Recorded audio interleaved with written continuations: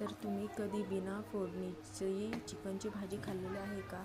न वाटण वाटता, न फोडणी देता? तर चला मी आज तुम्हाला शिकवते. इथे मी चिकन स्वच्छ धुवून घेतलेलं आहे. त्यामध्ये मीठ हळद टाकून मस्त ते मिक्स करून घेणार आहे आणि त्याला वाफ देणार आहे. पाण्याचा मी एकही थेंब याच्यामध्ये टाकणार नाही. आता ही हळद मीठ सगळं एकत्र मस्तपैकी मिक्स केल्यानंतर मी आता हे झाकून ठेवते. तर ज्यावेळी तुम्हाला भाजी बनवायचा कंटाळा आलेला आहे, पण पर्याय तुम्हाला भाजी बनवावी लागणार, फोन बघायचा आहे, रील्स बघायच्या किंवा अजून काय काम करायचं आहे, त्यावेळी तुम्ही ही भाजी बनवा. तर मी तर काय केलं, झाकून ठेवलं आणि गेले ते फोन बघायला. परत आले 2 मिनिटांनी, तर बघा चिकनला वाफ बसली होती. मग आपल्याला हवा तेवढं त्याच्यामध्ये कांदा घालायचा आपण आणि मिक्स करून द्यायचं आणि पुन्हा एकदा झाकून ठेवायचं आणि परत जायचं रील्स बघायला किंवा गप्पा मारायला.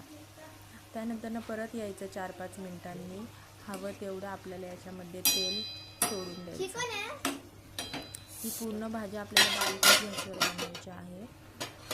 आता कांदा टाकल्यानंतर मी 5 मिनटं झाकून ठेवलं. आले तर काय बघते, कांद्याचं सगळं पाणी झालं, पूर्ण कांदा मऊ झाला. चिकन पण खूप भारी शिजलेलं होतं.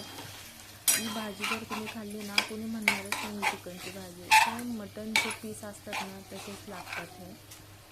बघा तेल किती छान सुटलं. आता लगेचच मी याच्यामध्ये हवा तेवढा टोमॅटो ॲड करून घेते. टोमॅटो पण आता पाणी होण्यासाठी ठेवून द्यायचं झाकून आणि परत मी आले इथे 3 मिनिटांनी. त्यानंतर पाहिलं तर टोमॅटो मऊ झालं.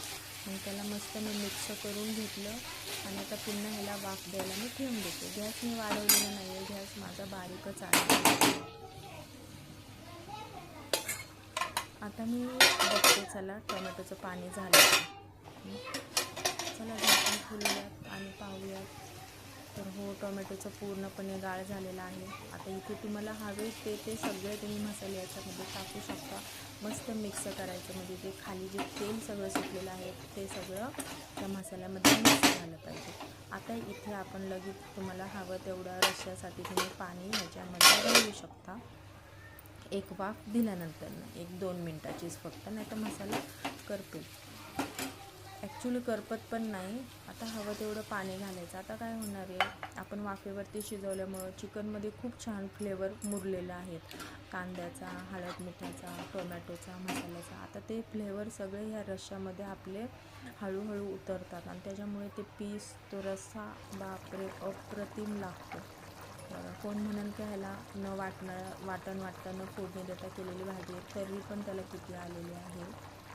म्हणतात की फोडणी चांगली बसली की तर्री येते. काही नाही, अशा पद्धतीने केली ना भाजी, मला तर वाटतं हॉटेलमध्ये पण अशीच पद्धत वापरतात, कारण सेम हॉटेलसारखीच भाजी झालेली होती.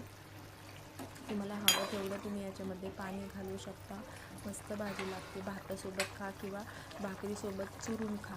खूपच आवडते. आम्हाला तर खूपच आवडली. मग मस्तपैकी आम्ही बसलो लगेचच, कारण आम्ही 9ला जेवतो, तर भाजी एवढी छान झाली म्हणून आम्ही 8:30ला जेवायला बसलो. सगळ्यांनी मस्त ताव मारला भाजीवरती.